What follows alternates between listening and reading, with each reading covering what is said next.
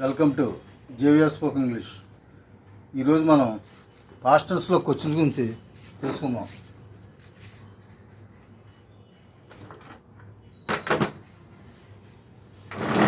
తీసుకోవద్దు అతను చెప్పావా, అది ఇంగ్లీష్లో ఏ విధంగా చెప్పాలంటే did you tell him not to take that. దాన్ని తీసుకోవద్దని నువ్వు అతనికి చెప్పావా అని చెప్పడానికి ఈ విధంగా చెప్పాలి. డిడ్ వచ్చింది కాబట్టి ప్రెజెంట్ టెన్స్ వర్బ్ వస్తుందన్నమాట. Did you tell him not to take that, దాన్ని తీసుకోవద్దని నువ్వు అతనికి చెప్పావా. Did you warn him not to take that, దాన్ని తీసుకోవద్దని నువ్వు అతనికి హెచ్చరించావా. డిడ్ వచ్చింది కాబట్టి వార్న్ వచ్చింది, ప్రెజెంట్ వర్బ్ వచ్చింది. Did you warn him not to take that, దాన్ని తీసుకోవద్దని నువ్వు అతనికి హెచ్చరించావా.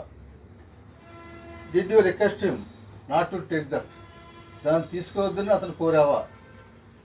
డిడ్ వచ్చింది కాబట్టి రిక్వెస్ట్ అనే ప్రెజెంట్ వర్బ్ వస్తుంది అనమాట. Did you request him not to take that, దాన్ని తీసుకోవద్దని అతన్ని కోరావా. Did you advise him not to take that, దాన్ని తీసుకోవద్దని నువ్వు అతన్ని సలహా ఇచ్చావా. డిడ్ వచ్చింది కాబట్టి అడ్వైజ్ వస్తుంది. Did you advise him not to take that, దాన్ని తీసుకోవద్దని నువ్వు అతనికి సలహా ఇచ్చావా. Next, did you command him not to take that, దాన్ని తీసుకోవద్దని నువ్వు అతన్ని ఆజ్ఞాపించావా. డిడ్ వచ్చిందంటే కమాండ్ వచ్చింది. Did you command him not to take that, దాన్ని తీసుకోవద్దని నువ్వు అతన్ని ఆజ్ఞాపించావా. ప్లీజ్ దీన్ని సబ్స్క్రైబ్ చేయవాలని, నీ పాటలు సబ్స్క్రైబ్ చేయాలని కోరుచున్నాను.